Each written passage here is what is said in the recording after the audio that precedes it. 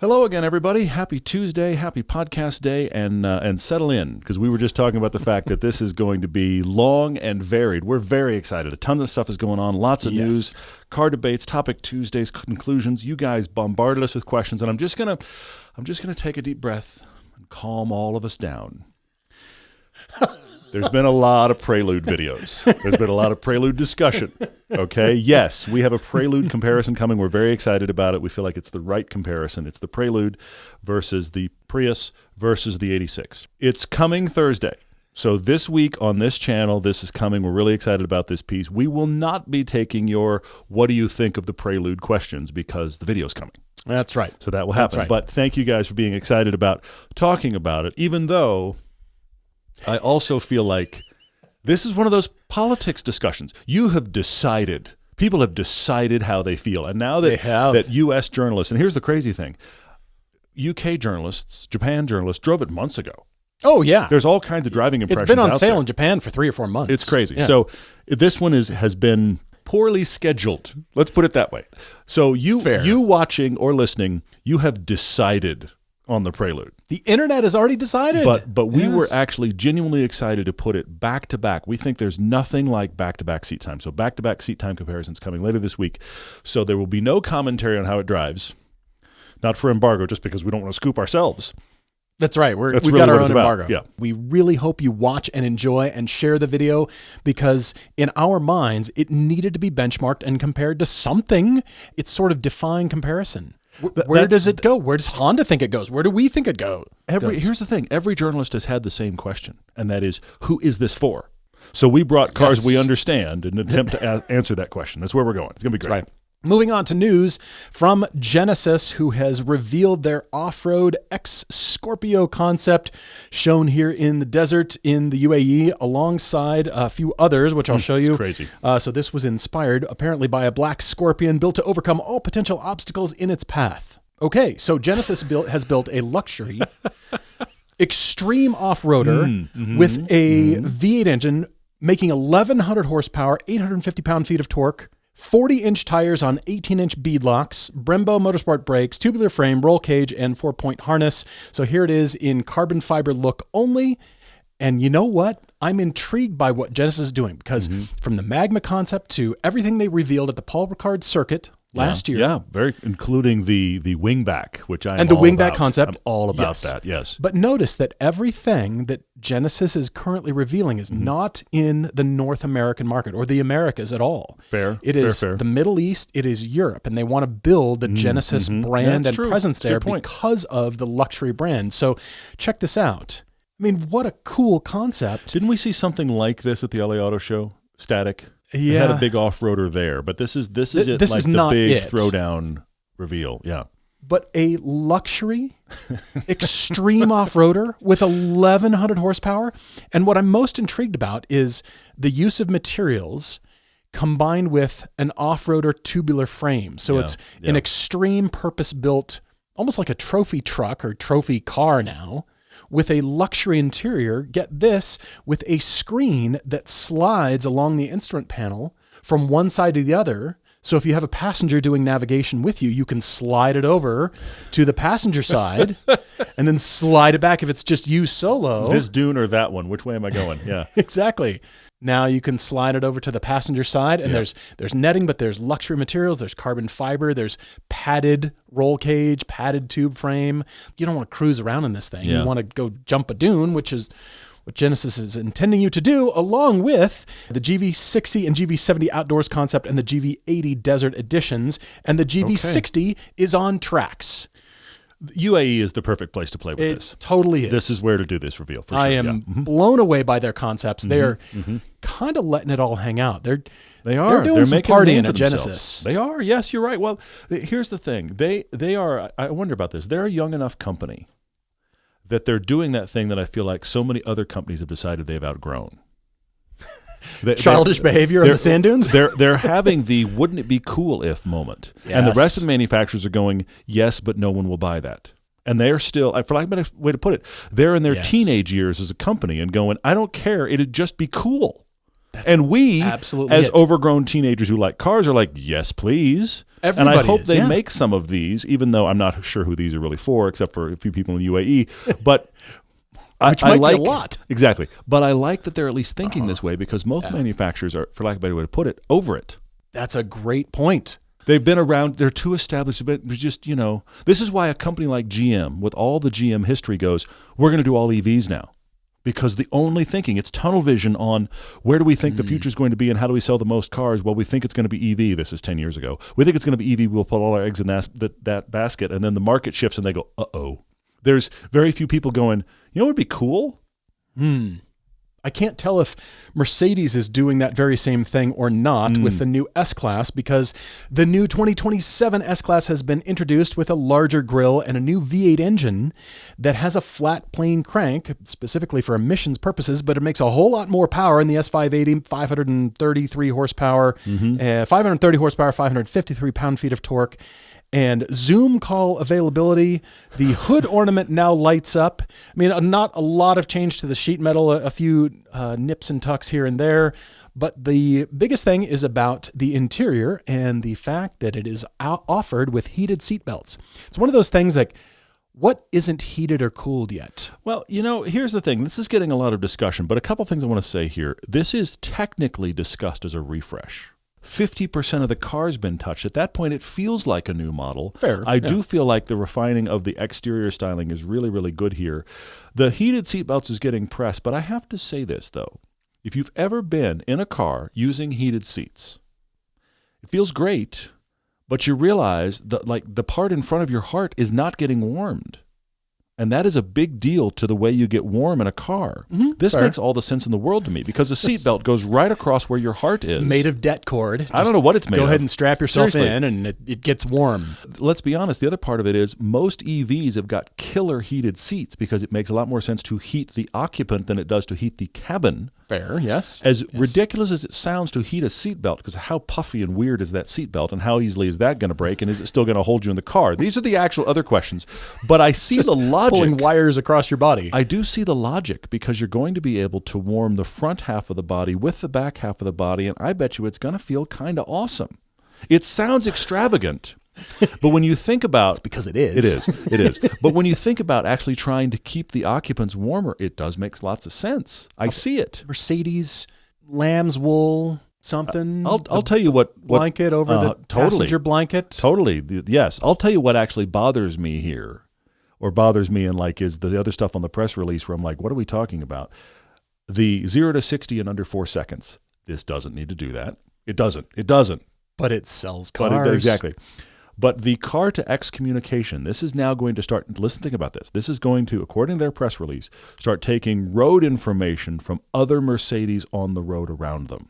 We've been talking about connected cars forever. Yeah.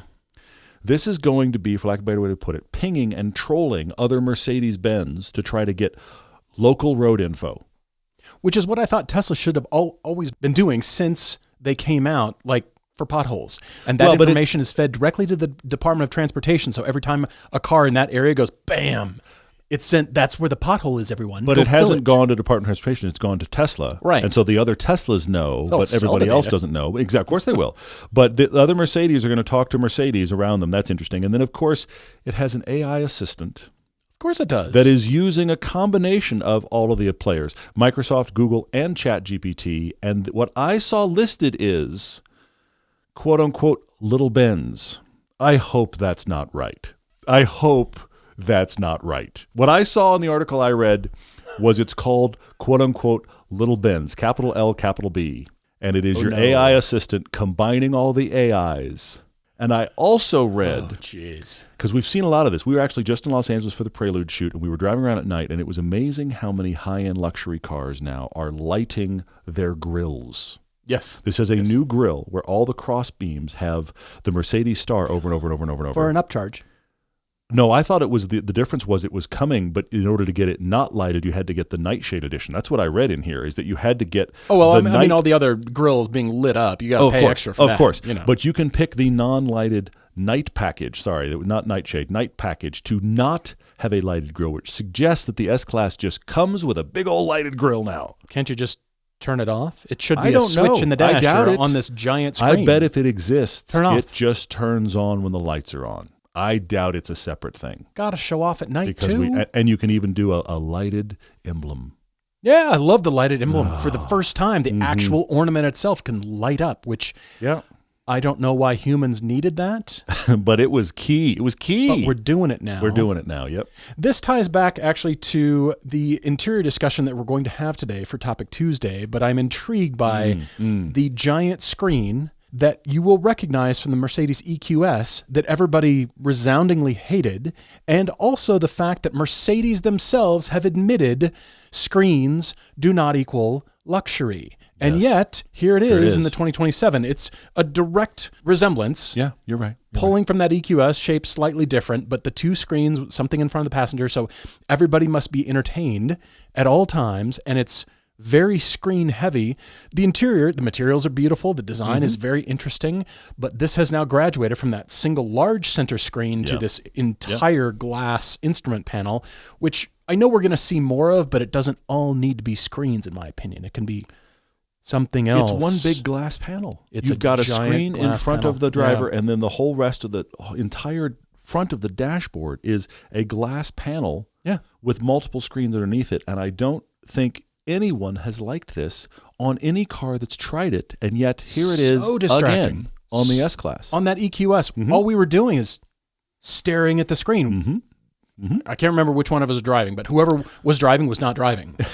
It was very distracting. It's amazing how much screen real estate is now in these cars, to the point that they're starting to sell screen real estate in cars like they used to for televisions. Like, this is a 55-inch. I'm so tired of reading press materials that describe the amount of screen real estate that sounds like a home television.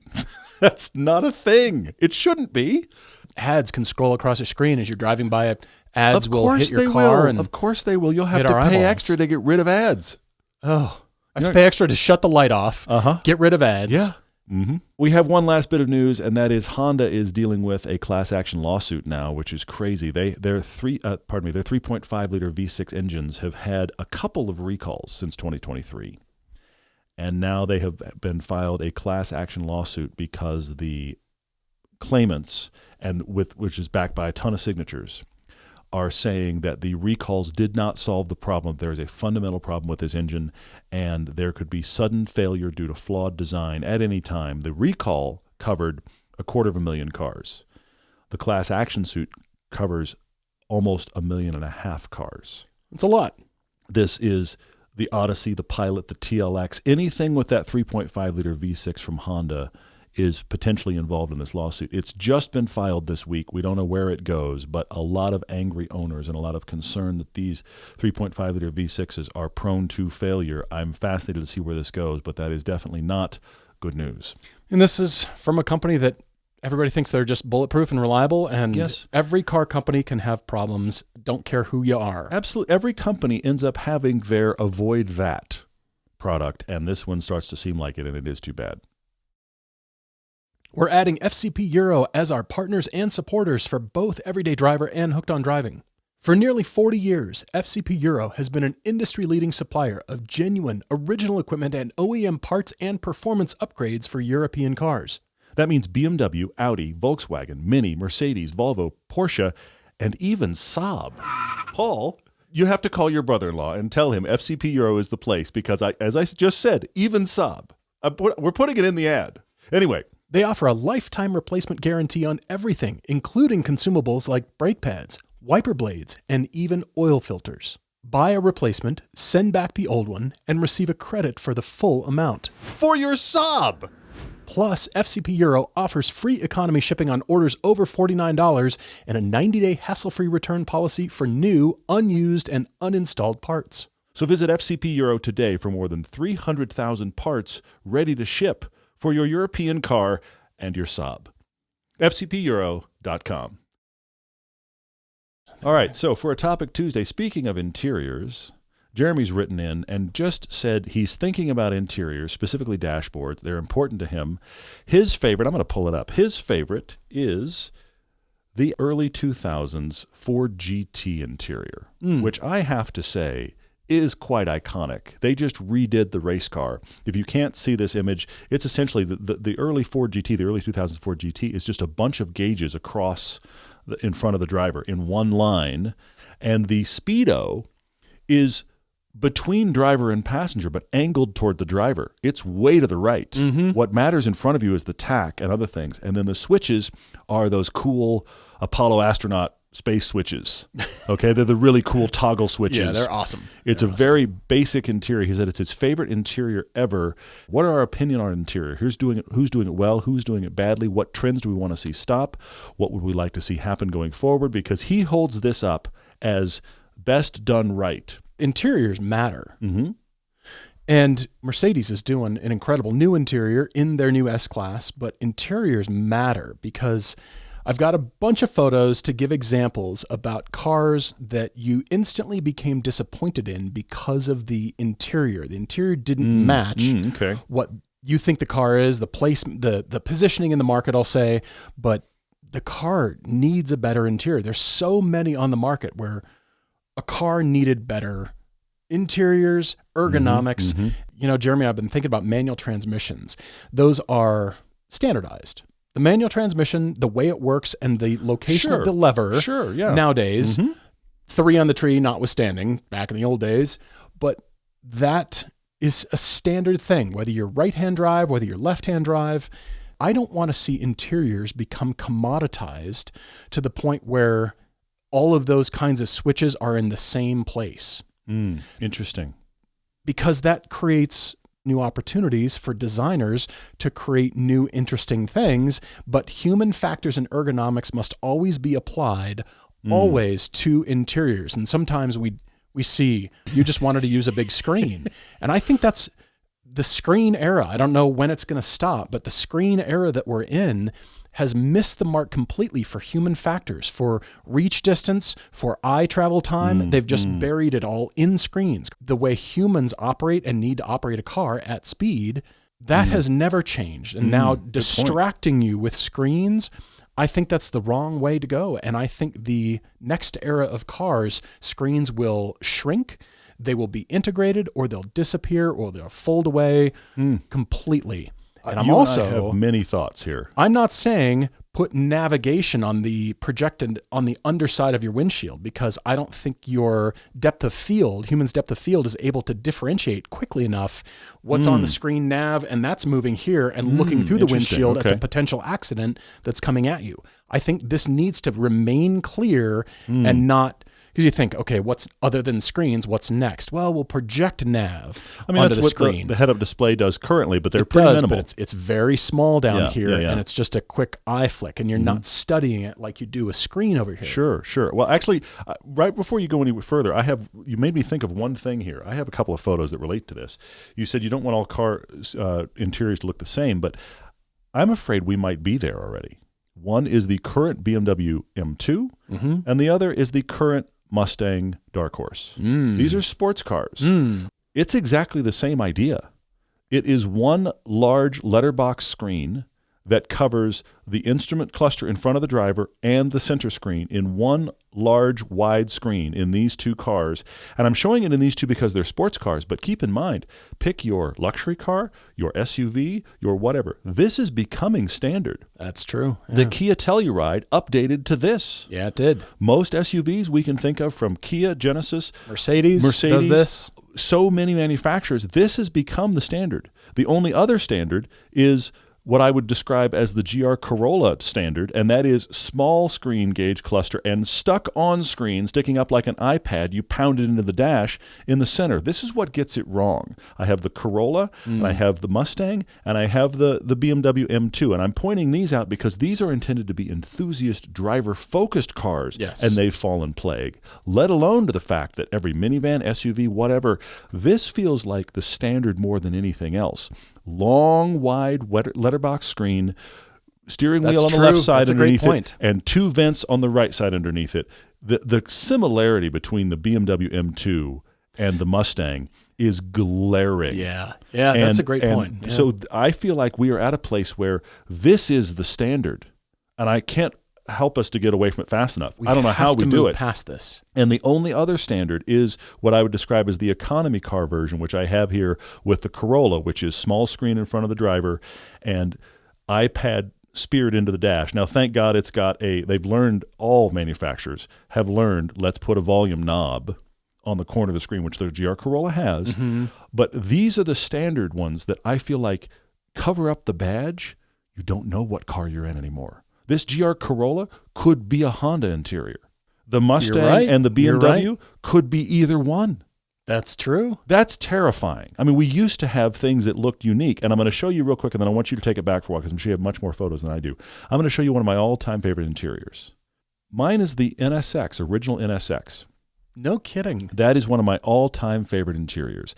And it's similar to what the 300ZX is that I had. But if you sit in the original NSX, you have buttons and switches sweeping up your left side in the door, this fantastic hood with very clear clock gauges in front of you, and then it waterfalls down the right side.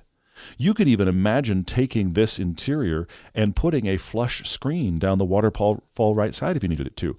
But this is everything you need, nothing you don't. But it's also done well. It's not sparse. Where did this go? The cluster that has everything built into your fingertips right there at the wheel. Why did this get considered to be a bad idea? Well, and they've now put it all on either the screen or the steering wheel. But this is one of my all-time favorites. This first-gen NSX, this is the pinnacle for me. It's really good.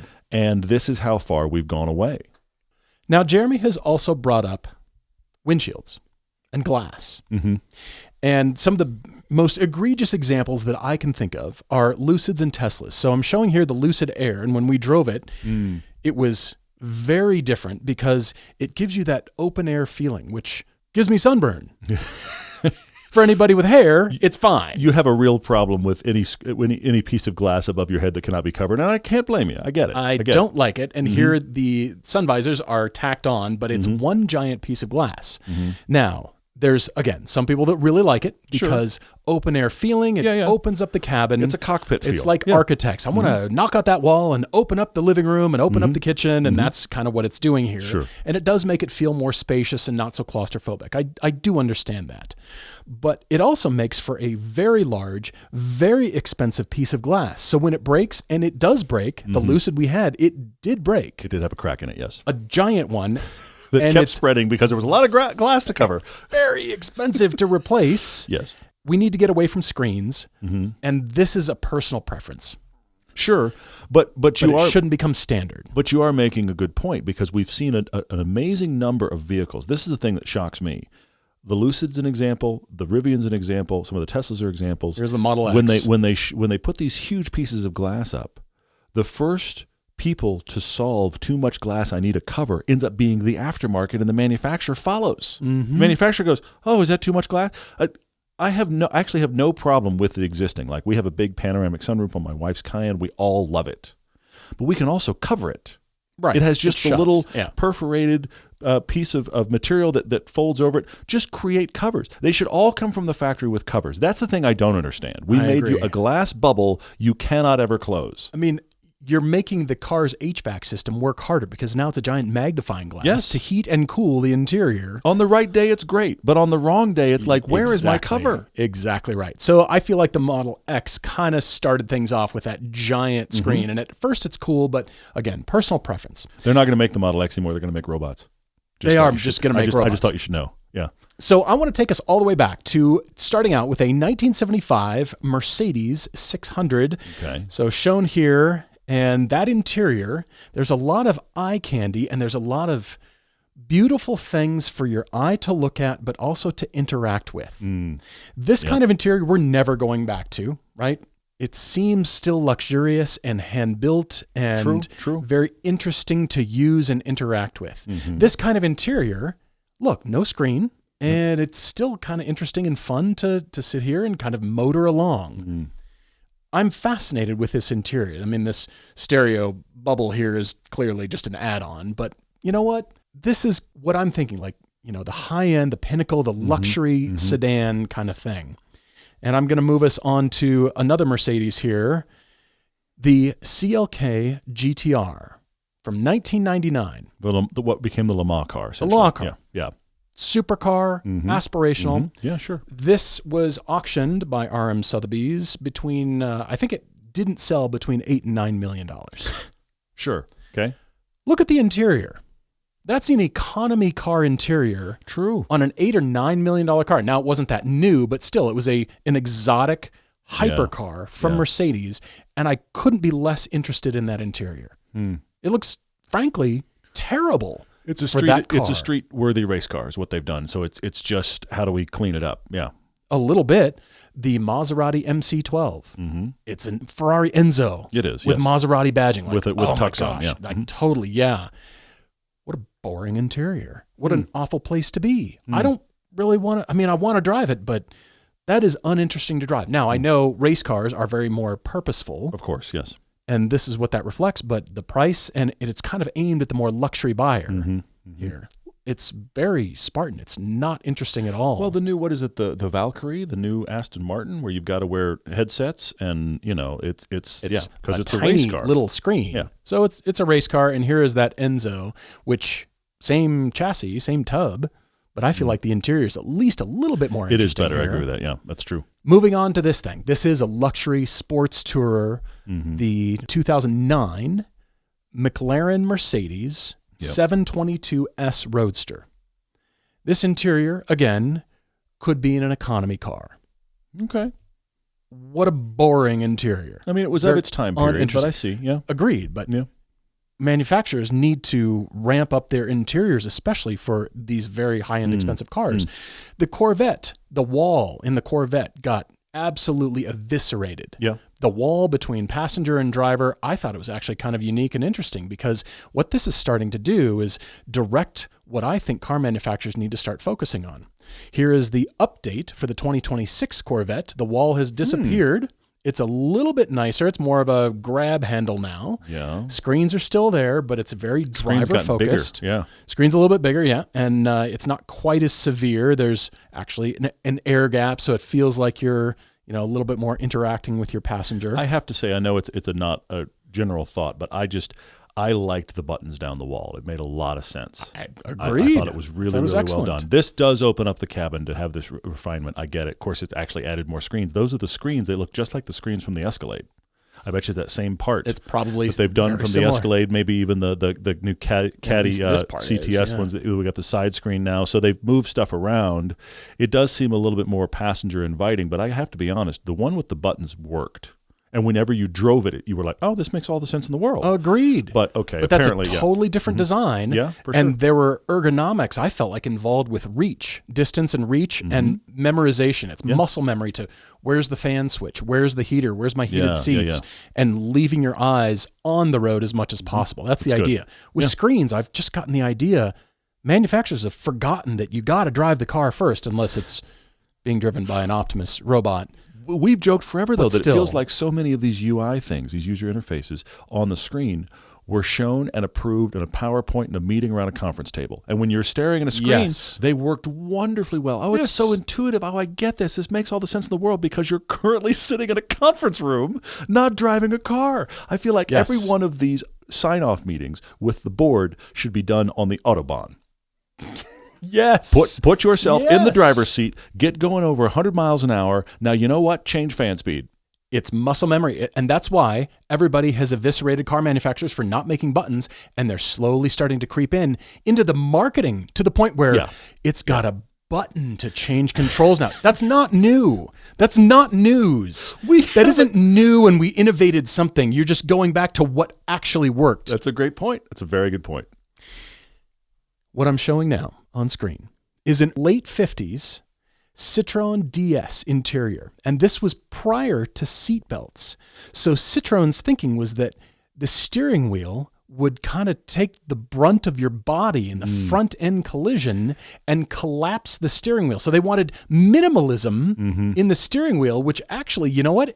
What a light, airy feeling. It's a single spoke. For those of you who can't see it, it's a single spoke steering wheel with what looks like a hula hoop attached to the end. And there's nothing but space between you and the dashboard. Yes. And you're right. That hoop, to some degree, would take the force of your body, but there's nothing to obstruct your view. Fold away. But yes, it's crazy. This kind of thinking, it's a very clean, simple surfaces with a few switches here and there.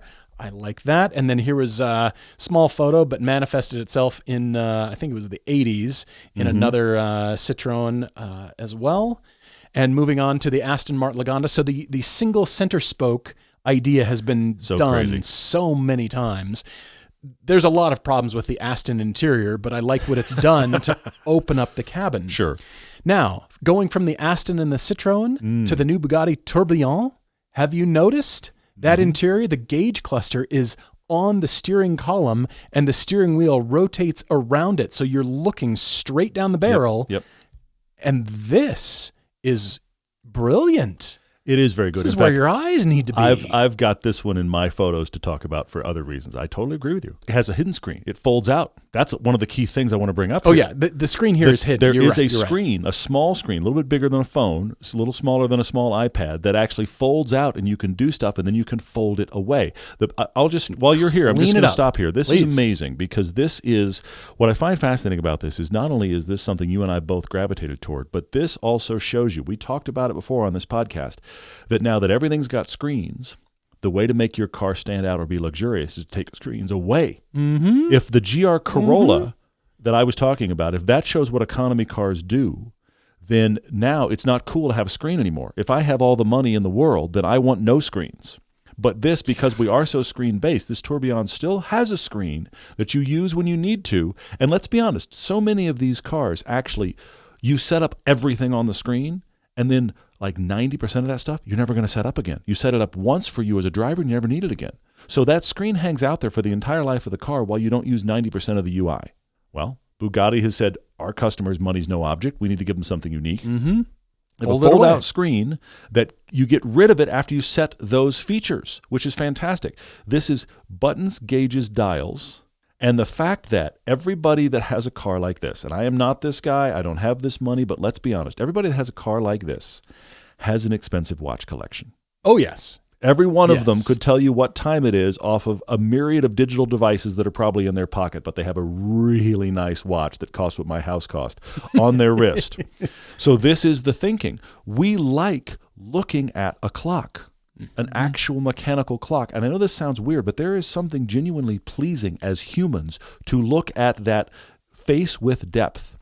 Our faces have depth. A clock has a face with depth. Yes. You remember? That's a great point. I am dating myself, but you remember the skeleton watches that Swatch made? Oh, yeah. I knew so many people had. They weren't expensive. Their skeleton watches are a big deal. I mean, in the high end. But I'm saying, like when the everyman had them in the Swatch world. Tourbillons. Yeah. The point I'm making here is it was just cool to be able to look in and see gears moving. That was 40 years ago. Okay? We're back to that. These are the watches that people want, and those clock faces are intriguing.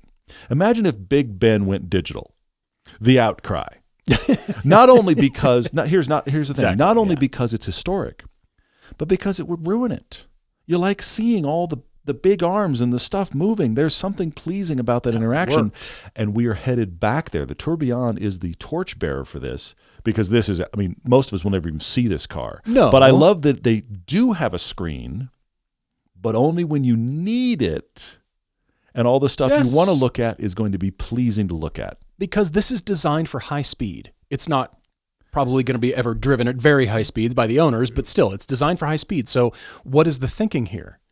It's designed for muscle memory. And your eyes go one place. So you need information, you get the information from one place. You're not swiping and scrolling and, well, no, that's in a submenu, and suddenly the safety systems have to kick in, and maybe they don't save you. You're also not talking to the car and saying, hi, Tourbillon, show me whatever.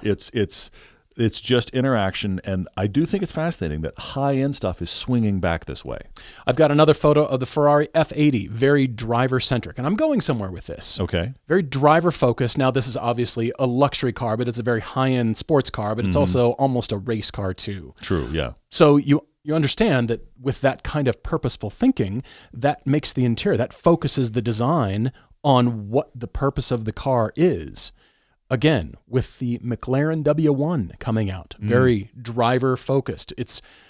The interior reflects what the car is supposed to do. Sure, yeah. It's not democratizing the interior digital gauge cluster for everybody in the cabin, because only the driver needs that. Sure, yeah. Same thing with the Nilu. analog. The Nilu 27 concept from 2024, Sasha Selipanov, his design was brilliant. And it has all those things that attract enthusiasts of tactility. We want to touch and interact with things and feel it do something, because when you're looking up and you feel a detent or you make an action and it's positive, you know that it works and you don't have to look down. True. Haptics don't give that to you. Yeah, we tactile tried beings. that. Yeah, true. That's very true. Screens don't do that. So here's a few more photos of the Nilu. A lot of just interesting visual information to look at, but also you can still extract a lot of info out of it. What I also think is interesting about this interior, if you told me, you've got a close-up of the gauge cluster right now, if you told me that was a gauge cluster from the 1960s, I'd believe you. It almost looks like what they thought the future looked like in 1960. You know, and I mean that as a compliment. This is very straightforward gauges. This is very much in the style of that Ford GT. That's kind of crazy. A few more photos moving toward, I think, who is the king of interior design. Because if we're going to make a purposeful car and really only you, the driver, need to operate it, why not put the driver's seat in the center of the car? Here's the McLaren F1 from 2003. It's very purposeful. Sure. And Gordon Murray kept it going with the T50 interior. Purposeful, switches, tactility. You know what they do. Muscle memory. Yeah, good. Shifters are muscle memory. Nobody looks down and looks at the top of the shift knob to understand what the shift pattern is. Nobody does that. After you've driven the car once, you will never do that again. Yeah. I'm not looking. Yeah. Where's second gear? You get in and you look at it once to go, that's the pattern, and you move on. No. Contrasted with the latest and final iteration of the Tesla Model S. Okay. It's now full self-driving, or claimed to be. On the photo it is, yes. With the yoke in the photo here, and also the center screen. But the experience for everybody else, not interesting. But I want to contrast that with the driver just needs all the information. So I want to see screens gravitate towards the instrument cluster only. Nobody else in the cabin needs to really operate all this stuff. I mean, interesting. Okay. Maybe your passenger, but the passenger doesn't need screens. They don't need to look over and look at the nav. Only the driver needs to see the nav. Okay. All right. Why do the passengers need to see where you're going? You know where you're going. We've already decided. We don't all need to have a vote and see the screen and didn't we all debate decide it we at were the going same before we left time? the house? That's funny. I like it. My contention is that for good interior design in the future, human factors in ergonomics, but also make each position in the car, the interior suits that position. So if I'm in the back seat, we don't need to share all the information that the driver has. The passenger doesn't need to see everything the driver's doing. The driver doesn't need to be distracted with a screen. There will never, ever be a study to prove what I'm about to say, but I bet you that the passenger screen on a performance car has only ever caused fights. Because the passenger screen on a performance car invariably shows speed. Yes, and I guarantee you that your passenger is going, would you please slow down? Because you can look over kind of and see what the driver's doing. But if it's right in front of your face in a performance car, you probably have a nervous passenger anyway. And now they can see just how fast you're going and how much you're accelerating. And that probably is not news they needed. There's no muscle memory going on here. You're just digging for info and you're reading things, and that new icon updated, and Tesla changed it overnight, so that icon's up there now. Sure, so we're relearning that, constantly. It doesn't help you drive a car. In fact, it might be the opposite. I have a couple other thoughts here. Please. This is really, really good stuff. I like it. I'm going to show you who I think does it well, but I'm going to caveat doing it well. First off, I'm bringing up the Ram 1500 interior. The big There's Ram 1500. a lot going on there, isn't there? But the point I'm making here is, and for those of you who can't see the photo, there is an actual screen that is gauge cluster shaped in front of the driver, who then has a steering wheel with actual buttons. And there are buttons around the driver, be they windows, be they drive modes. There's buttons around the driver for driver stuff. This is a truck. It has a huge amount of interior real estate available. Then you have vents, and in between the vents is a full-size iPad vertical screen that is monstrous. But you know what? The actual center console is still wider than the screen is. You have the real estate in this car to get away with it, and then the passenger has their own small screen to do entertainment and HVAC and that kind of stuff. The point I'm making here is this is a success because it uses the space available. True. It doesn't try to do one big screen across. Mm-hmm. And it doesn't try to be this interior and everything. I don't have a picture for it, but the contrast is Subaru, once they do a monster screen, put that monster screen in everything. But then what if it's a small car? Now it's just like, why do I have a screen yelling at me? You get in a truck this big, the screen is huge, but again, it's narrower than the center console. This is screens to match real estate, which is why I'm saying this is done well. There's plenty of buttons and switches and plugs, and trucks are so versatile now anyway, that I actually think, even though there's a ton of stuff going on and there are actually 3 screens in this photo, I'm actually okay with it. Because there's real estate not dedicated to screens, there's buttons, there's switches, and there's so much space that we can get away with it. Plus, it is a utility vehicle, okay? Stop giving me screens in my performance car. Let's match interiors to purpose. But what also happened is all these manufacturers, you talked about the S-Class earlier, all these manufacturers went out and got partnerships with screen makers or UI makers, and so now they had to put it in all of their cars, and that doesn't work. It doesn't work in every car, the same screens. Another one that I think does it well on the other end of the spectrum, still has screens, the Alpine A110. I'm showing that. Yes. This has a traditional gauge cluster shape in front of the steering wheel, but it's a digital screen. But it has the binnacle and the hood that looks like the actual interior of a classic car. The steering wheel has buttons, it has paddles, it has stalks, things you can interact with and never think twice. We live in a modern world with screens, I get it. There is a screen on the dash, but this, I'm splitting hairs here, but this is a small-ish screen, and it is canted at an angle that makes it not look like it was just stuck into the dash with force. There's switches and buttons around it, but the screen's kind of small. Compared to many cars, it feels like the right size for the car. Agreed. Which is really very interesting. And below that is all the HVAC buttons, the actual buttons for the transmission, and then below the transmission line is an actual pocket area for stuff. This is a very simple interior, but this is clearly an interior from the 2010s and above because of the use of screens.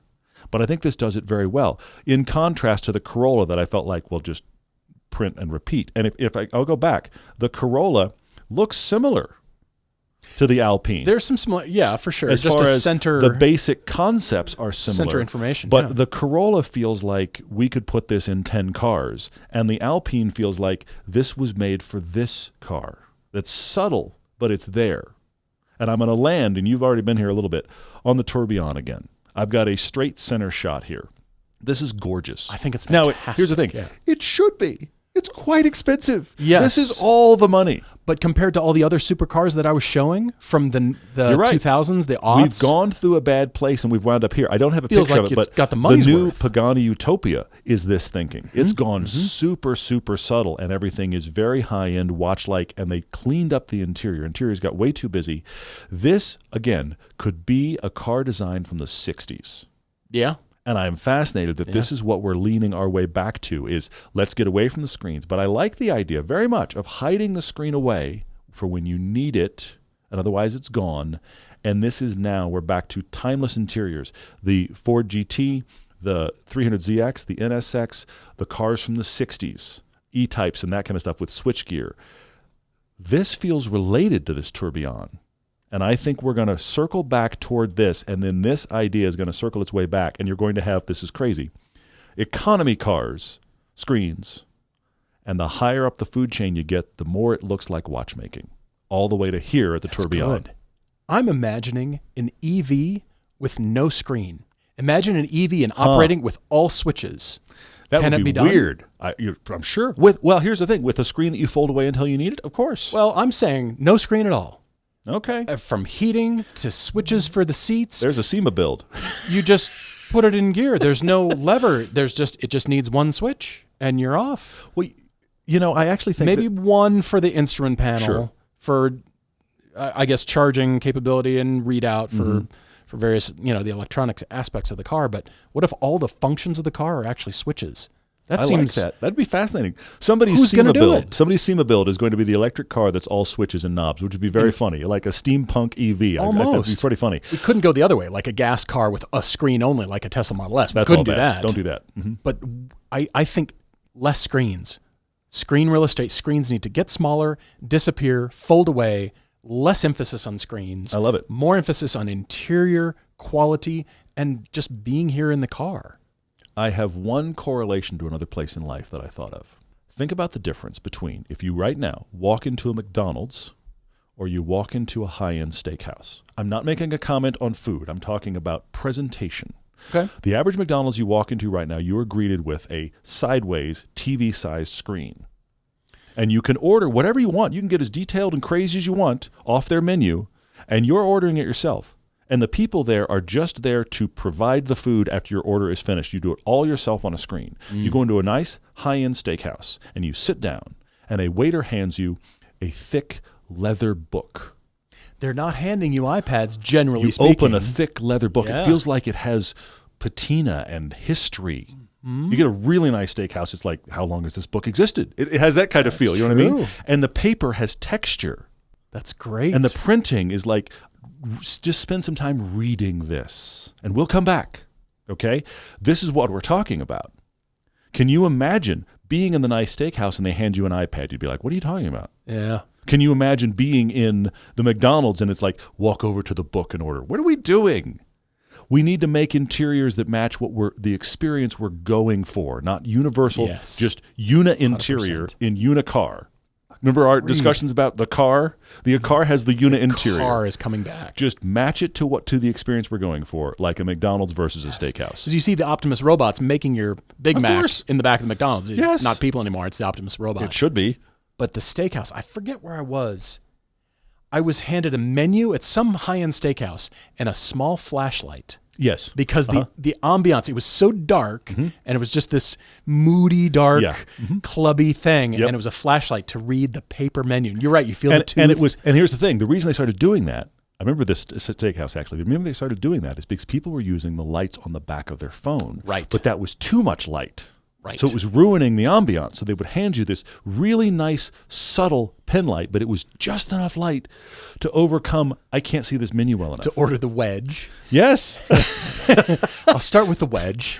We'll have mashed potatoes for the table. Oh, crazy. Anyway, that's what I'm saying. Griot's Garage is our official car care partner and one of the first ever sponsors of our show. They don't just make great car care products, they want you to get out and drive. Griot's is a family-owned company, and they've been a part of every one of our road trips. We always take speed shine on every shoot, helping us spot clean cars in a moment's notice. Griot's foaming glass cleaner is the quickest and best way we've ever found to get windows clean before a big day of driving. Griot's is always releasing new and improved products, like their updated Wash Bucket 2.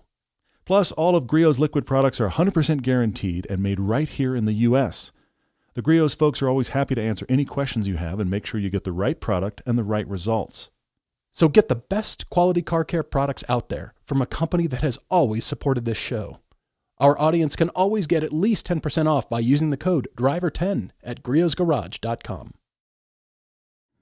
Alrighty, still lots to do, lots to cover. That was just the news and the topic Tuesday. We're an hour in. I love it. It's barely great. started. Let's talk about real quick. We're going to run through events coming up for Hooked on Driving and Everyday Driver. Reminder that February 21st and 22nd, the season kicks off in the Mid-Atlantic region at the Atlanta Motorsports Park. It's going to be a really, really cool event out there for the Mid-Atlantic. The California region kicks off February 28th, March 1st. That's Hooked on Driving's California first event of the year at Laguna Seca. That's a 92 DB event, but we're very excited to be back at Laguna Seca and kick off our year there. Circuit of the Americas. You want to come. You want to Yes. come. There is discussion about how it's going to be members-only track next year. We don't know the repercussions of that, but we are having an amazing two-day event there, May 30th and 31st. Obviously, Austin, Texas, Circuit of the Americas. Bring your own car. Put it on this F1 track. If you've never tracked before, we have great instructors. Space still available, but it is going quick. We're also going to do a podcast while we're there. There's going to be a hospitality suite where you can hang out in the air conditioning. Most HPDEs don't bother to do that. We're doing it. Yes, There's we a nice are. place Yep. to hang out. Yep. Gives you a podcast. Also, if you've never been in the tower at COTA, do that during our event. We're going to have the tower open for you to be able to go up in the tower while the track day is going and look down on the track. That's a very unique experience. It's going to be possible during our day. Again, that's hookedondriving.com. You can find that. And also, talk about going fast. Our pilgrimage trip, our European trip, happens every year. This year it's 2 days on Spa, 1 day on the Ring. There's tourist days on either side. It's very spouse-friendly this year. It's going to be really cool. I'm very excited. My wife is coming. She looked at the itinerary and went, that actually looks really cool. And she's always been like, you go do your track day thing. Right, you go off to Europe. This year she's like, well, that actually looks really nice. That should tell you something. August 2nd through the 9th, coming up soon. That trip is filling quickly. It's more than half full already. And the spaces are ticking away. So if you've thought about it, it is worth it. I hope you'll come with us. It's going to be, I think, potentially our coolest year ever. I think you're right. We also do adventures. So if you go to everydaydriver.com/adventures, you will see our Monterey adventure in May 2026. That is now sold out, unfortunately. So thank you to everybody who's coming. Thank you for your interest in that. Great. But we still have one more to look forward to in September 2026. That will be the 20th through the 23rd, and that'll be our Utah adventure. So you can look at all the details there, and we're looking forward to having you if you've missed Monterey or you want to come on both. But we love these U.S. adventures that we do too. Fun. They're just so relaxing. There's no preconceived anything. You don't have to drive fast. You don't have to drive slow. You can just kind of be and just relax. And those are also very friendly for spouses, for partners. Come on those. So everydaydriver.com for adventures for those. And then for a track day near you, hookedondriving.com. And we'll look forward to seeing you there. Since you're listening to us, you'll end up shopping for your next car. And when you do, you need Autotempest.com. Any car, anywhere, at any price. AutoTempest searches all the major car listing sites on the web, local or nationwide. And AutoTempest has recently added price history for every car listed, so you can see how prices are trending and know if you found a good deal. You can also create search alerts and lists of saved searches, so you can find your perfect spec even easier the next time. Search on any device, in your browser, or as an app for Apple or Android. New, used, or unexpected, AutoTempest is how we search for cars. Go to Autotempest.com/everyday so they know we sent you. Autotempest, all the cars, one search. We got an email from Joshua, who is in Germany. Love it. He's writing to us about having back pain on the Autobahn, his longing for the Swiss Alps, and he's still undecided on getting a new car after 4 months. Well, he has a car he currently drives on the Autobahn, and it feels like his situation has changed a little bit because he has a never-ending car debate, but he ultimately drives a lot of miles, about 25,000 a year. 80 to 85% of it is on the Autobahn, cruising at above 110 miles an hour because the Autobahn allows that. Here's where his problem begins. Joshua's car for this right now is a Fiat 500. It's an Abarth 595 Turismo. Look, I like this car a lot. I like the Fiat 500 Abarth a lot. It's a very cool car, but you're driving 25,000 miles a year at over 110 miles an hour in a 500 Abarth, and you're saying, my back hurts and this isn't the right car for this. And my thought for you is, you're absolutely right. It's not the right car. That's the beginning of the problem. We have to solve that. I think your back hurts because of the stress of driving such a small car at 112 miles an hour on the Autobahn. I mean, he said, look, Alpine passes in Switzerland and Austria and Italy, it's amazing. Of course it is. He bought it a year ago. It's been great for road trips. He loves it, but it is not right for Autobahn. So we have to solve this problem. Joshua's 6'1". He does the 5 to 6 hours per drive 2 times a week. Oh. And again, mostly on the Autobahn. He even did the rear seat delete, so it's more of a purist driver-focused setup, which makes Autobahn stints less comfortable. Of course it does, because now it's a rattle trap. It's just loud in there. I can't... ouch. Look, and I'm the guy that has driven thousands of miles in a Lotus Elise. I feel your pain, Joshua, but this is not an Autobahn car. Germany. 4 seasons, year-round driving. His commute runs between near Cologne and near Munich, where heavy snow in the winter is common. Okay. And again, he's driving about 370 miles 2 times per week and moving to a bi-weekly rhythm soon. He's 28 years old, a wife. He's married, no kids. He's never needed more than 2 seats, but he does want some luggage space for road trips and driving holidays. Okay. He also says a car where roof racks are available to carry his mountain bike would be a plus. Okay. He has owned several A3 Audis, a red Audi TT Competition, which he absolutely loved, but he started down this road determined to find a one-car solution that could do everything reasonably well. Comfortable, economical, stable at high speeds, good in corners, and makes him excited about driving. But after debating this since October 2025, he's leaning now towards a 2-car garage instead of forcing compromises. So he wants our input before he fully commits to either solution, either 1 car or 2 cars. His former one-car contenders are BMW 340i, Audi S4. I like that you've got the Volvo V60 T8 on here. Yes, for a be on the Autobahn, absolutely, yes. He's interested in Golf GTI, Mark 7 or Mark 8, Volkswagen Golf, Audi S1 or S3, so smaller car. Same with the M135i, F20, and the Hyundai i30N. All those are hatch-ish, a little bit smaller. If he's doing the 2-car, that's his daily commuter list. Yeah. For 2 cars, yes. Yeah. And then for a fun weekend car, things like Miata, GR86 or GT86, Supra, S2000, all the usual suspects. 370Z Coupe, a Cayman, 987 generation Cayman, and an M2. But he's asking us, do we think there's just a 1-car solution? And if not, what 2-car solutions would we propose, either alongside his ideas or just something completely different? He's genuinely open into being talked back into 1 car only, but I kind of get the idea he's committed to or wants to commit to a 2-car solution. He's thinking that 2 cars is the only way to solve this, but I actually think that the 1-car solution is possible here, and I think Joshua's walked right by it. He's walked by his solution, and I want to start there, and then I'm going to unpack from there. But I think the problem begins with the fact that you bought the fun car for the fun roads. And then started commuting it. And now you're commuting in it going, well, this is terrible. I need 2 different cars. And maybe you do, but I'm going to say that you walked right by the perfect answer. Because I'm thinking Autobahn, BMW M2. Because when I think Autobahn, look, you're in the car 5 to 6 hours for the day. So instantly my thoughts are great seats. You need great seats. Well, that's now Volvo or BMW are the winners. Yep. But if you get yourself an M2, and this is actually showing the prior generation, which is I like it much, much more than the current one, even though the current one I know is growing on most of us and you can find them, okay? But for your budget, the prior Gen M2 is a 1-car king, okay? Great seats, good power. This car was designed and developed to be able to be good at the Autobahn. But it's also a track car. It's also a back road car. This has a decent-sized trunk, a usable back seat. It goes on and on and on and on. You could buy, you listed this as one of your considerations for your fun-only car, and I say, no. This is the king right here. This is the answer because you get BMW seats, which means Autobahn comfort. Yes. Going all day on the Autobahn, this car will laugh at that. BMWs and Audis are the ones doing it best. You've had plenty of Audis. Let's move on, okay? Agreed. Rear-wheel drive. Yep. When you have a back road fun trip to take through Austria and Italy, and yes, please, in the M2. You also got close on another one, and that is I'm going to not say 987. I'm going to say the current 718 Cayman. Okay. Which I actually think is better for commute purposes. The 987 is wonderful and more raw, but I'm thinking 1 car.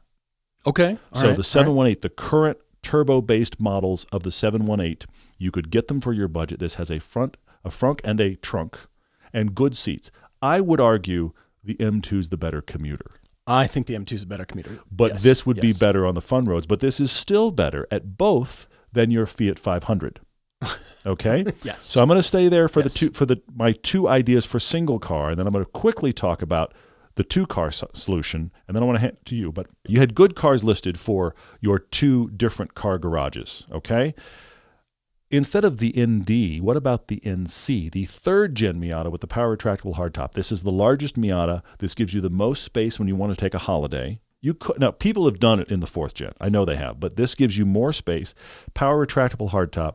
My only real problem with the ND, besides the fact that it's a little too small for me, is that with the Targa panel of the ND, there's just a lot of buffeting with the top down. The NC folds the entire top away. And it's a little bit bigger car. And you could have one of these for a song. So that's one of my ideas. The other is the GR86. For a fun car that you could actually do mountain roads with, this is going to shock you with how much usable space it's got. But I think the answer might be Miata and a car we don't get here, but we've taken on the Autobahn. The Mercedes CLA wagon. Dang, that's so cool. The 250 wagon. You could find one of these now well within your budget with plenty of money left over. We actually commuted most of the way to the ring at a solid 125 miles an hour with gear in the back, coming back from one of our trips. Absolutely. I think it was a little faster than that. We did a distance, 10 minutes has gone by. I'm still doing this speed. This is it what is it's for. great for the Autobahn. Yes. It has a full hatchback space for you to use for bikes and whatever your life is, and it's decent to drive. I'm talking about the 250, the base little engine. It's perfectly fine on the Autobahn. You'd love this as a commute car. Then you get your little Miata or your 86 as your I want fun travel only. That's my 2 car, but I'm going to go right back before I close it. I think the answer is prior gen M2, and I'm out. Really good.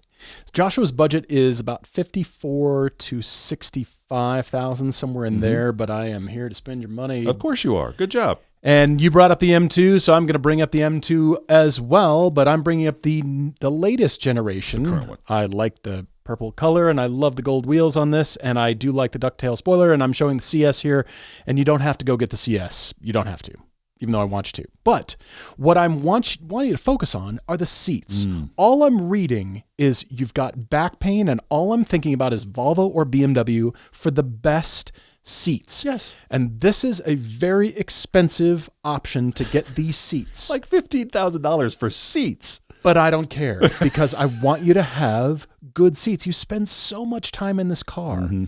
I can't decide if this is a 1 car or a 2 car. Starting with the newer BMW M2, it's definitely a 1 car solution. But I'm still thinking about later on when you're saving your money and you want to eventually add a car, you could still get 2.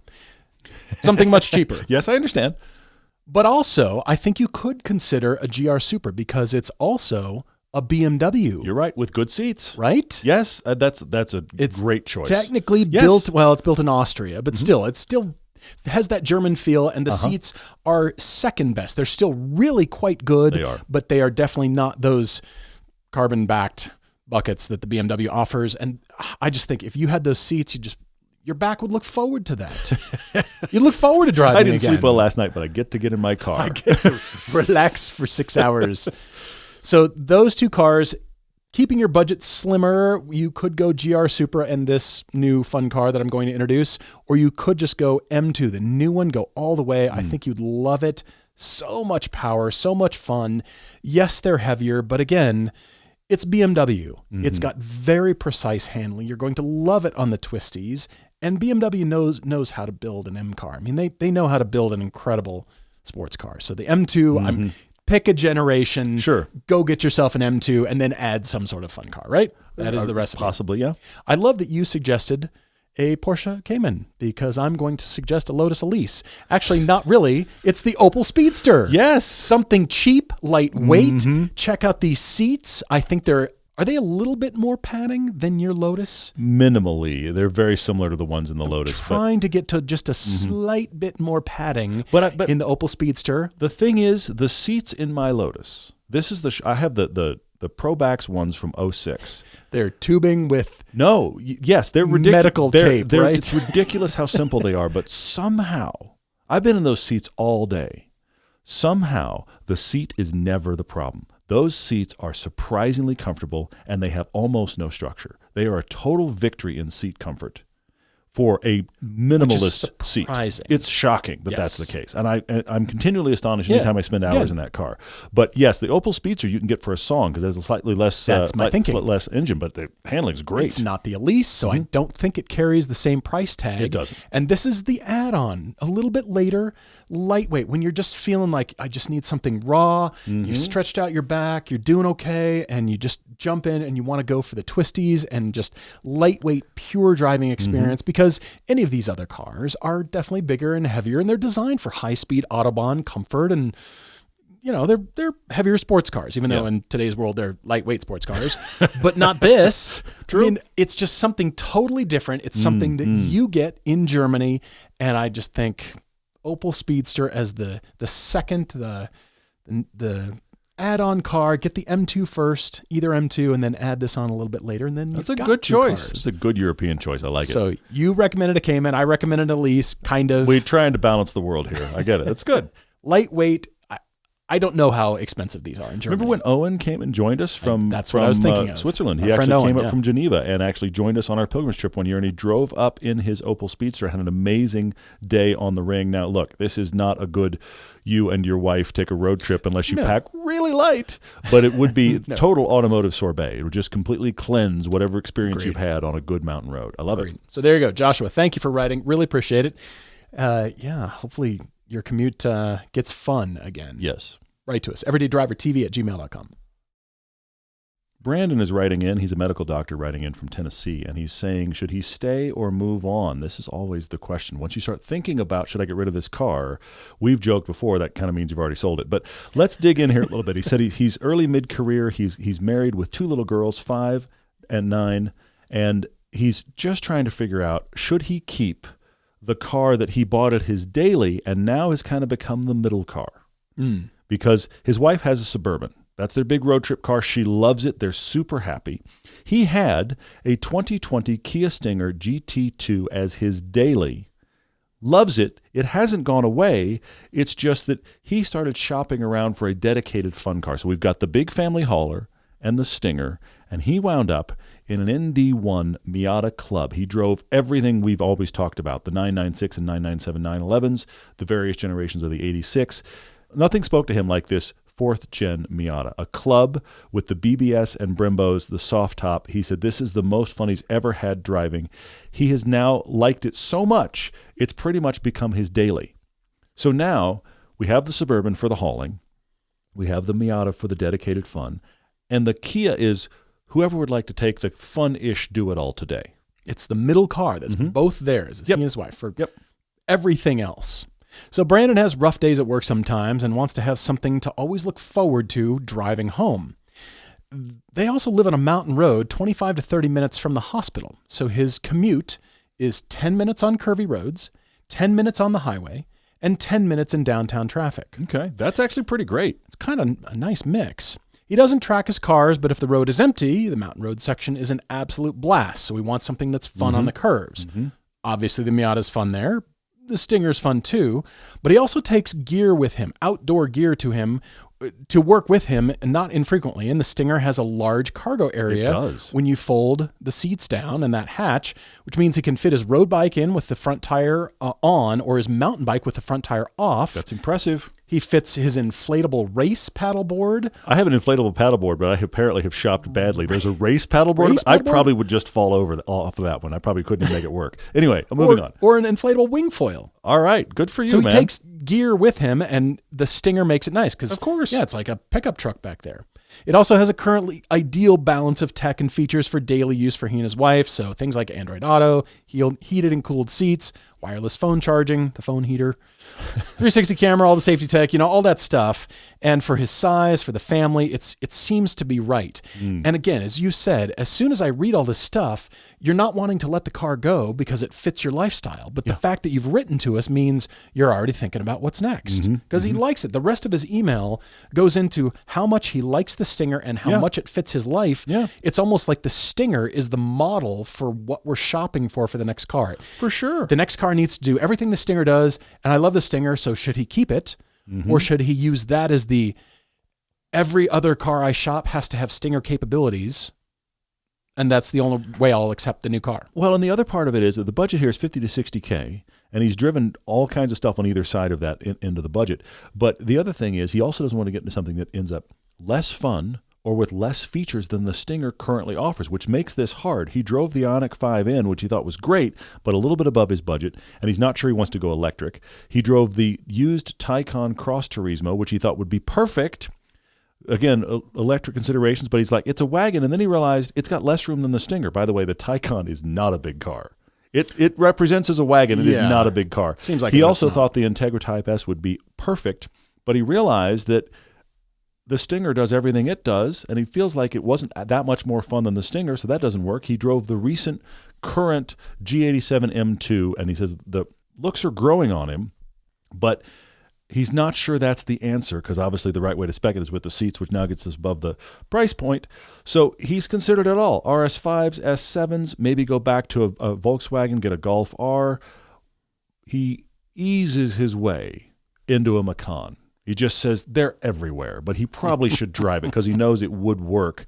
But he keeps coming back to, is any of these better than the Stinger, worth getting rid of the Stinger for? Because this is the rare moment when somebody has said, I'm considering getting rid of this car, but I almost feel like you're getting rid of it because you know it's a 2020, and that's been 5+ years. I don't get the sense you're getting rid of it for any reason other than just, should I have moved on? Just age alone, you think? It's old-ish. Should I have moved on? This is where the question comes. This is an interesting one, but I'm going to say, Brandon, my big recommendation for you is I want you to just drive things.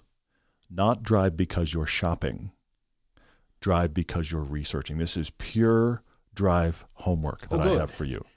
Oh, good. Yeah, I have if it's drive just homework for you. Shopping because you're driving things. Yes, I have drive homework, my friend. And Get an M2. If we're just driving things? Yes. Are we just driving things now? Okay, sure. I like it. M2.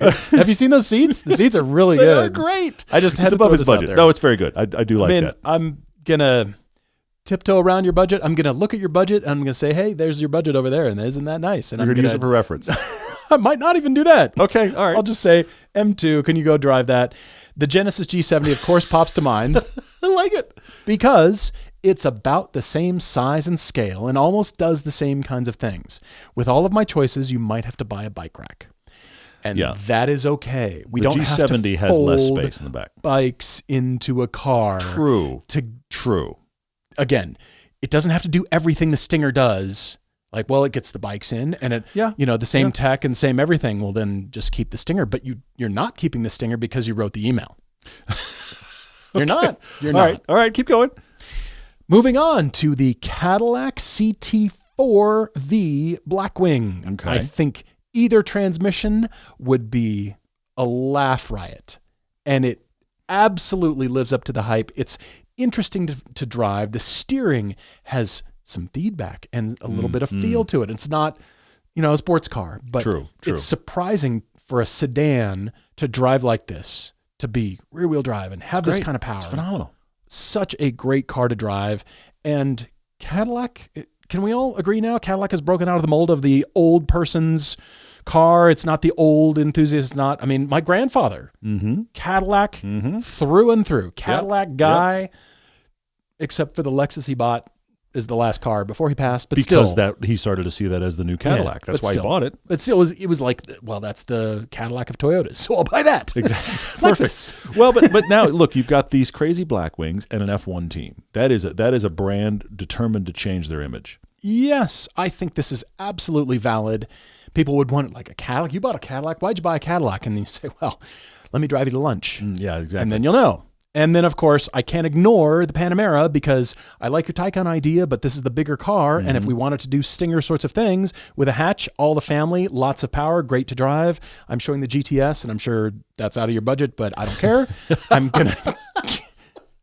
Paul Schmucker, everybody. There he is. Yep. I'm just going to recommend it because you need to drive some form of this car and tell me we're wrong. Tell me. Like, slam the door and be like, no. That doesn't work for my life. Because you're going to be like, how do what kind of interest rate can I get? That's funny. I love it. What kind of loan term can I get? Is it 196 months? Sure. Because it's 196,000 anyway, moving on. And my last recommendation is a Model S before they go away. You don't have to get the new one. You can go get something that is in your budget. But those have a cavernous hatch. It's like the electric Stinger. That's a great point. I hadn't thought about that, but Model you're right. S. It is the electric Stinger. That's a great one. Gobs of space back there. Yes. It's huge hatch. It does all of those things. Commute friendly, lots of power. It's got a huge glass roof and a giant screen. All the stuff we denounced in the early half of the podcast. But otherwise, I'm just saying, for $60,000, go get yourself a Model S and Bob's your uncle. I mean, that's kind of interesting for commute. It's the in-between car. Yeah, I see that. You've got your Miata. That could really work. That is good. I do think that it's fascinating that he drove the Ioniq 5 and thought it was intriguing. That's kind of fascinating. I mean, if we're talking, he mentioned electrics, he mentioned EVs, You're totally right. and this is what started it all. I feel like we were genuinely impressed. The Model S is, I've always felt like it's the most interesting car they make. It's the best looking car they make. I agree. Yes, for sure. It's interesting. It's got plenty of space. It does all the Stinger things. Mountain bike, family. The electric equivalent of the Stinger is Bang on right there. You're 100% correct. All right. I don't think I was nearly as creative as Paul was, but I'm going to run around this a little bit. Let's see if you throw out budget, it just frees you up. It does free you up. It does make things much more fun. Look, I want you to drive a bunch of things just to decide. I have 4 for you. Just to decide, do I like this better than the Stinger? Because if you don't, you just keep the Stinger. The thing I keep reading in your email over and over and over again is the fact that the Stinger, you like it and it works and it does everything you need. And it's in that perfect middle space, occupying the middle space with no notes. It's just like, that does it. So you've got the big Suburban, you've got your fun Miata, you have actually solved your garage. Do you know how few people write this show that have ever come close to solving their garage? I feel like the only problem you're really having is this car too old? But you've solved it. He has solved it. The whole equation for you personally is done. So I'm kind of feeling like, why should we disrupt this? So what I want you to do is But he wrote the email, that's why. Drive these just going, do I like this more than the Stinger? Okay, so starting with the A7, I have to mimic something you did, and that is the Porsche you're looking at is the Panamera. That's the one to drive. Yes. And I've got a few years back here because I hate the new styling, and you can't afford it anyway in your budget. But the pesky trifles. Don't trifle me with details. But the Panamera is the car that I think dynamically and tech-wise and features-wise is going to surpass the Stinger. I don't know that it will for space. But this is the one you want to look at is the Panamera, not the Taycan. So Panamera has got to be on your shopping list. And then I have to bring up 2 because the way you're using this is kind of like a small SUV. You have the big SUV, so you do need to drive the Macan. This is, I say it over and over, this is Porsche's GTI. This is Porsche's hot hatchback. It is excellent. Yes. And yes, you could also get a Golf R. Those of you going, why not a GTI? Yes. It's a little bit smaller. It's a little smaller. This is a little bit bigger. So drive a Macan in a couple of specs. Don't get the base 4-cylinder, but drive it in a couple of specs and see if you understand why so many people bought it. I think, personally, I would go Panamera over Macan, but I want you to at least drive this. And if you're driving the Macan, there's one other you have to drive, and that is the BMW X3. Okay, that's with good. The B58 engine out of the Supra. Yes. Well, okay, the Supra has the engine from BMW, depending on which way you want to slice it. It's the reason I bring up the Supra is because Supra sports car in an SUV. Fast. Pretty cool. This X3, when we drove one here recently, actually it's been a couple of years ago now, but we drove the X3 M40i. Yes, that's what that one is. BMW is lying about horsepower. It's got so much power. So fast. The dynamics are excellent. This is absolutely a direct competitor to the Macan, and this has small, good SUV dynamics. You will surprise yourself with how good it is. My question is, do you feel like it is too tall or not as good dynamically as the Stinger? This is actually a smaller car than the Stinger in just how much space it takes up in the world, which is kind of fascinating because the Stinger is a big car. I think the dynamics here will impress you. So that's my other one for you, but you may just want to stay Stinger. I mean, again, you are the rare person who goes, my garage just works. And I kind of go, okay. I mean, look, I love cars. I love trading cars. I love getting a new car. The new car is fascinating. My son has this little Mini Cooper, and every time I'm in it, I'm like, this is really cool. And I've got 2 Low-Tie in the garage. I know. Okay, and I'm still excited by the Mini Cooper because it's the new thing. I haven't driven it as many miles. I get that. I do understand it, but you have solved it, so maybe just leave it alone. Conclusion number 1, Patrick W. writes to us, he was surprised to hear us answer his question mid-commute. Patrick, surprise, we're doing your car conclusion. Very cool. Our suggestions as he worked through them before revealing where he's landed, all we really did was give him a lot to think about. That's the entire point here, Patrick. That's us doing our job properly. That's right. He also said we actually were more than 20% higher than most of his budget recommendations. And again, that's something we do as well. He said $45K was the limit, but it got him thinking, which is really good. 991, 911. He says there's little doubt in his mind the 911, he'll have one day. Which generation and which model, depending on where he's at, financially when the time comes. But he says, maybe 996 Carreras or high mileage 997s, just kind of depending. We suggested Lotus Evora. He had the opportunity to photograph one of these years ago, and he says, beauty is so subjective, and he just doesn't find them super appealing, exacerbated by the fact that the Emira is so beautiful. It's a fantastic redesign, for sure, yeah. He has deep-rooted fear of Lotus reliability. You shouldn't. Okay, all right. No. That's fine. Okay. GR Supra is almost the car that made him make terrible financial decisions. Gorgeous, manual, B58, And then he looked at the manual prices, and they didn't make them, of course, until 2023. They're very expensive, hard to find. And he didn't let himself test drive this because he doesn't have self-restraint to not buy it. He actually thought, he was so convinced this car was going to be so perfect, he avoided it because it was above his budget. Because again, budget's $45K. This is every bit of 60, 65 if you can find one. And so he didn't test drive it because he knew he would spend that money, which is what you're counting on, Paul. I totally get it. I'm counting on it. Last on the list is Jaguar F-Type. Gorgeous, great sounding, also tempting. He thinks over time, and after listening, he just landed on really wanting a manual, so that's why that got ruled out. They're hard to find in manual. What did he get? A 2008 BMW M3 manual transmission coupe. So he got an E92 M3, everyone. Found it on Auto Tempest, which I love that. Good for you, by the way. That's a fantastic car. He said he's actually learning how to drive a high-revving V8. We talked about it before, and that is, it doesn't have torque down low. It's a fantastic engine, but all those engines like that, you have to rev them out. He's figuring that out. He likes the formula rear-wheel drive manual V8. It's harder and harder to find that. He's put over 2,000 miles on it since November. He is loving it. He's added... Let's see, he's added a slightly louder exhaust. He's had the rod bearings serviced. You have read the internet. Good job. He's replaced the shifter linkage and added Apple CarPlay. So far, he's just done some refinements to make it more reliable, but he loves this thing, and that is all we could hope for on a car conclusion. Brilliant. Having fun learning and getting used to it, tame for daily commutes, and feeling truly special on good roads. And I love that you're shoveling gas at it. Yes, you are. It's fantastic. Car conclusion number 2 comes from Timothy T., who recently bought a GR86 after a lot of internal debate. Good. But he's happy about it. We have sold another one. We should have hash marks on the table. That wouldn't work. We need to have a chalkboard. Toyota's a big car company. We have friends at Toyota. They should be giving us a commission. You and I would probably do better off the commissions of GR86s than we do off of YouTube, because YouTube's not doing great, by the way. So we might make more money with commissions off of that ship has sailed. We aren't getting commissions, but they are. I'm really glad that we sold another one. That's good. Tim used to have a Volvo C30. It was unfortunately totaled in an accident, but he's fine. And he says if Volvo made another C30, he would totally buy that. But I can see how he got to the GR86 after having one of those. Yep, I agree. Imagine a shooting brake GR86. Is that the next model for Toyota? I actually love these cars. These Volvo C30s are one of my all-time favorite hatchbacks. I am a huge fan of them. I'm showing so pretty. The very first styling, because then they revised the front end, and I actually think it got a little bit worse. It still worked, but got a little bit worse. The really small hatch of it, the sloped glass back. I don't have a picture of the back, but I think these are underappreciated. He feels the same. I would love Volvo to do something like this, but Volvo has leaned so far into electrification and safety that I suspect this car feels too small for them to consider doing. I love it. It's great. So if they did more gas engines and were a little less safe about themselves? I mean, look, I'm sure you could make this car plenty safe.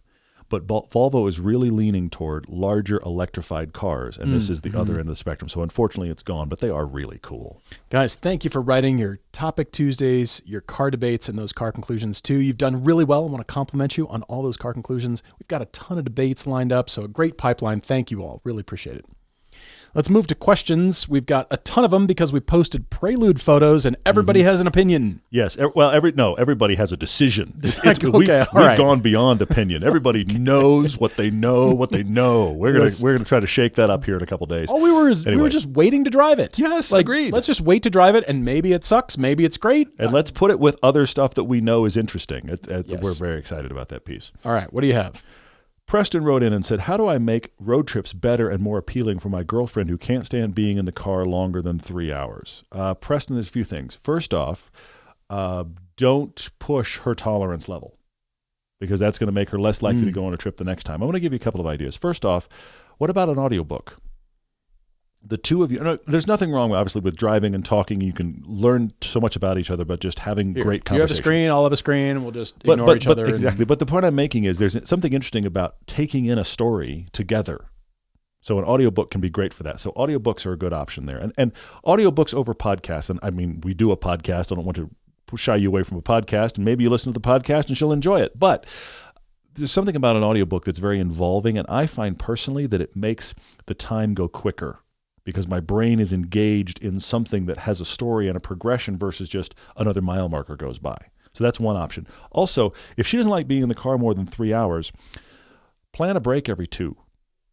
Mm. We're going to get a meal. We're going to make the road trip a little bit longer so that you can stop at interesting things. And they could be interesting because they're ridiculous. Like I'm talking about the ball of twine kind of stuff. Just places to stop and be like, can you believe this exists? That's perfectly valid. But just find stuff along the sides of the road, and we've done it on a lot of our road trips we're going to continue to, that are interesting things to stop at. I will say one of the only regrets I have in a lot of our road trips is I almost always wish they were twice as long, because there's always stuff we don't get to do that we just have to drive by. We just have to get to our hotel tonight. So extend the trip out a little bit. Take it in little bite-sized chunks with actual stops. That could be a hike or a cool meal or we have to stop at this stupid ice cream place because you won't believe what's out front. Do all of that. It'll make it better. Got a question on Instagram. Bradley J, 1983, asks if we expect more competition in the small truck segment. The Maverick has been successful and given everyone's insatiable need for dump runs. Do we expect other manufacturers to follow suit? We also got a note that saying the Santa Cruz has been discontinued by Hyundai. Sadly, we really like that little Ute. Everybody tried the Ute thing. I expect Honda to continue to make their truck. I expect big trucks to continue, but Kia actually wants in on that market. Remember that kind of ugly body on frame truck that they're trying to introduce that they haven't actually introduced to the U.S. market yet, because when everybody saw photos, they recoiled in horror. Well, and Toyota has teased a smaller truck too. Yeah. Trucks are going nowhere. I'm just not sure. I do have a friend, Damon, who works at Honda. He is totally into mini trucking, and mini trucking still is a thing. I'm just not sure that are people buying them, because everybody wants the huge Ram and the GMC Sierra with Super Cruise, and everybody wants the giant thing. Yeah. Even though the small trucks will do the dump runs perfectly well. Because I mean, what are we taking? Is it mattresses? Let's hope not. But yeah, I don't know. It's bizarre. The thing is with a mattress, though, you just put that on the roof and you hold on it with your arm. That's your perfect. arm. That's perfect. That's going to be fine. I'm going to give away one of our jokes that actually didn't make it into the piece. I'm going to give it away right now, and I'm noting it on this podcast, today's podcast, okay, which is early February of 2026. I'm putting a timestamp on it so you know this was our idea if you see it. Okay. We came up with a SEMA build while driving the Prelude. We did, yes. The Prelude, for all of its pros and cons, which those will be discussed at length in a couple of days, you can drop the back seats with the hatch open, and it has an enormous amount of space behind the 2 front seats. 40 cubic feet. It feels, honestly, like a mini truck. Yeah. So our idea was to take the entire hatch off, just leave that big space, build a temporary wall, or however you're going to build that wall, behind the 2 back seats. That window in the back of the... And then you rhino liner the entire back. And it's the new El Camino called the Prelude Camino. There it is. It's the Prelude Camino, and you take that to SEMA. That's my SEMA build, is the Prelude Camino. In fact, while we're doing the SEMA build, I'm just going to go there. While we're doing the SEMA build, if we're going to do that, since it's got Civic Type R running gear, let's give it the Civic Type R engine. Thank you. Yes. And a manual transmission. So it becomes the Prelude Camino. Yep. And then we're going to have to put it on the appropriate kind of ridiculous wheels and maybe lower it a bit. Do you take it to the dump, or? It doesn't matter. The point is, you have a Prelude Camino. Prelude Camino. It That's can be our used SEMA for all build. kinds of things. That is our SEMA build. We actually mentioned that to our Honda rep, and he nodded politely. He nodded very politely at us, like, yes, guys, that's a fantastic idea. But somebody's going to do fantastic? it. He called it an idea. He acknowledged that we had an idea. We amongst ourselves. You have had an idea. We have had an idea. Yeah. You and me and Chance. We ended up calling it the Prelude Camino. That was Chance's refinement. It was very, very good. So there that is. I am time-stamping it now in case someone does it. You heard it here first, because we are not a build show. But it made me laugh, and I think it'd be fun. Austin Shredder says, the car at the top of his list is the Elantra N. But as his second child is set to arrive, the Sonata Inline has piqued his interest as a better daily driver and dad car. What are our thoughts on this vehicle? Is it even on our radar? Okay, 2 things. The Sonata is a slightly larger car than the Elantra, yes. The Inline is the slightly spicier version of the Sonata, yes. However, I submit to you the Elantra N should still be your dad car for 2 main reasons. The Inline does not compete with the Elantra N. It does not. The Elantra N is a fantastic car to drive. Great chassis, and it has more space than you think. Something about the high-performance seats in the Elantra N, they're thinner and smaller than the standard Elantra seats, which gives it, I haven't done it back-to-back, but I bet you it has more rear seat space for knees than the Sonata does.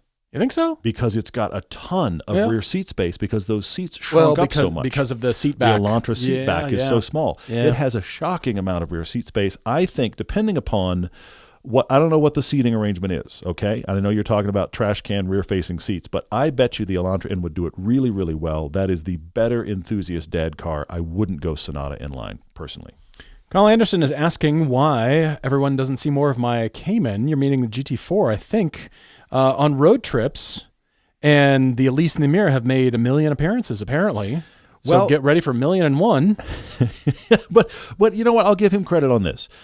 Because when I was driving the Elise, you were driving the show's Vet. That's true. Instead of taking your Cayman. Fair. So we did road trips in that. And before that, you were taking the 928 because I was in the Z car. So there were a couple of road trips in there where I was in the Elise, and because we had the Vet, you were taking the Vet because we wanted to give that show car show time.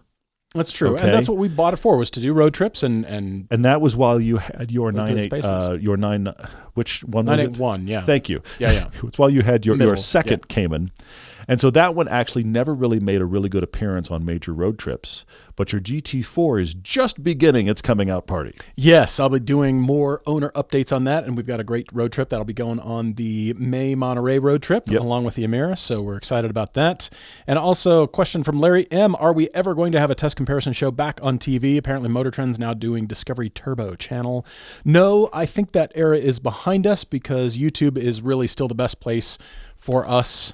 TV is just such a hit and miss. There's just so many ins and outs with TV, and it is expensive to do, but I appreciate your interest. Thank you. We definitely want to do more of those TV kinds of style comparisons, which we will, and right here on the main channel for Everyday Driver stuff. So, it was, I think, an era for us. It was an era. I'm actually remastering those recently for there's a TV station in Vegas area that's going to play the old episodes. And I'm very, very proud of our TV era and what we did. It was 11 seasons worth. It's 70 episodes of TV, half-hour TV. I'm very proud of all of that. Here's the thing. I would totally do it again. 100% would do it again.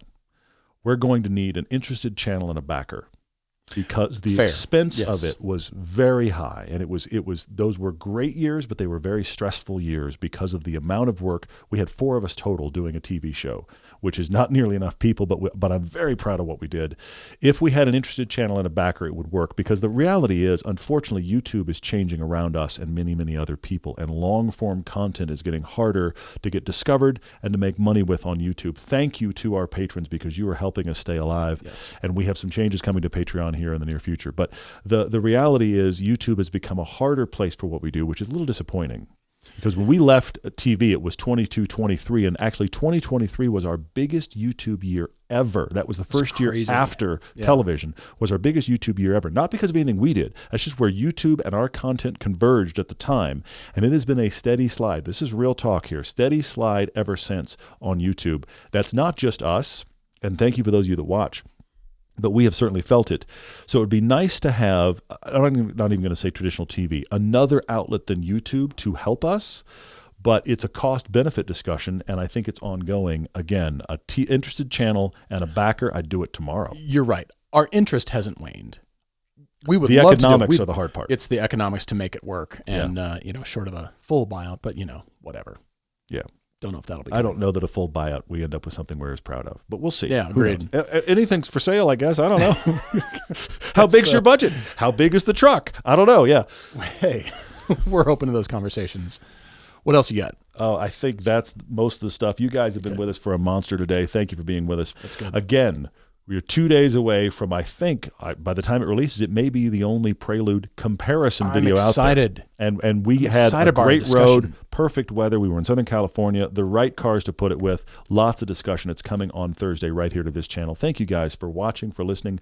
Please rate, review, share. All of the things do help us. Yep, for sure. And thanks to Honda for supporting us with a press loan, and all the others, all of our car companies that support us with press loans, and also all of our sponsors that make this show happen.